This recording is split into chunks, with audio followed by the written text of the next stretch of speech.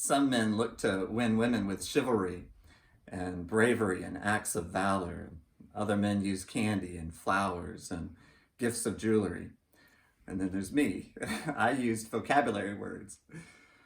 I was out in California visiting family, and Lisa was there. And this is long before Lisa and I were even dreaming of dating. And I taught Lisa a new word and tried to play a game with it. The word I taught her was the word retronym.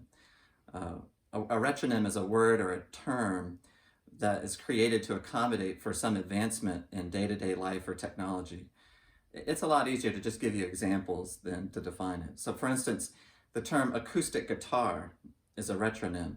100 years ago, nobody ever said acoustic guitar. They just said guitar. But now that we have, or the advent of electric guitars, you have to make that term acoustic guitar. The same with cloth diapers. There was a time when all diapers were cloth diapers, and there was a time when all chickens were free-range chickens, and all milk was raw milk, and all mail was snail mail, and on and on.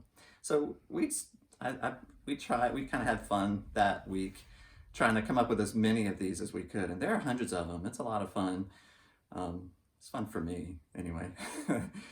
And so somehow Lisa's phone number just magically appeared in my phone. She thinks I pinched it or stole it. He did.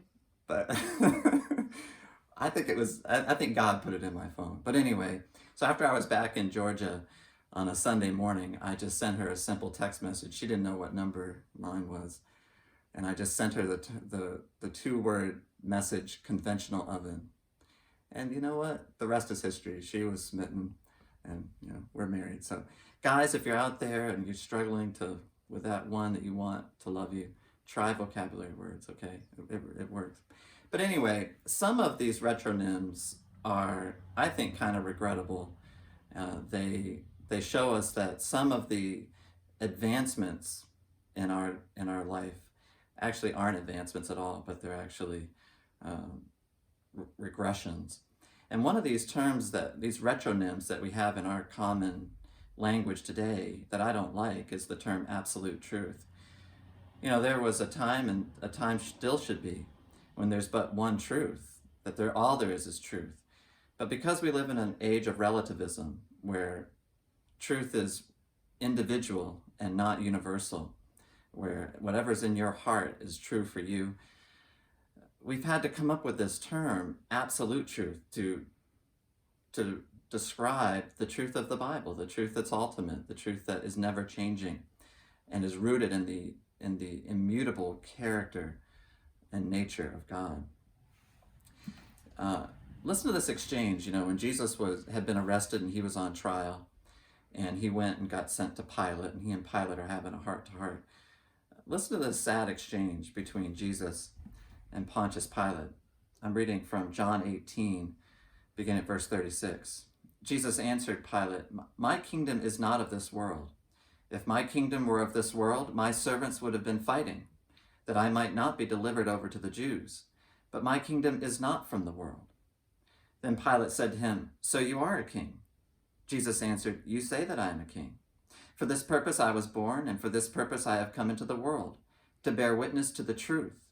Everyone who is of the truth listens to my voice." Pilate said to him, "What is truth?" After he had said this, he went back outside to the Jews and told them, "I find no guilt in him." Jesus said, "I came to bear witness to the truth. I am the truth." And at this, Pilate, awash in conflict between his Roman ideology, his paganism, and this faith of this dusty desert people in a far-off land of Judea, he just couldn't make sense of any of it. And he was overwhelmed by all the differing opinions and convictions that everybody seemed to have.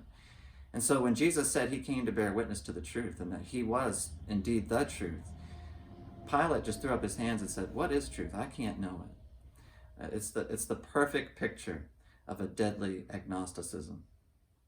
Well, I want you to understand something today. Truth is not relative, and it can be known. And I use the term absolute truth because I have to today, because we live in a relativistic world. But you don't have to be relativistic. You don't have to believe in something only and purely because you have it in your heart. But you can believe it because it's true universally.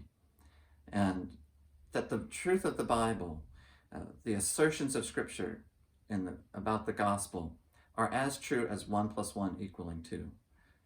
They're true for you, they're true for me, they're true for us all. And this truth leads to salvation. It leads to freedom, and it leads to new life.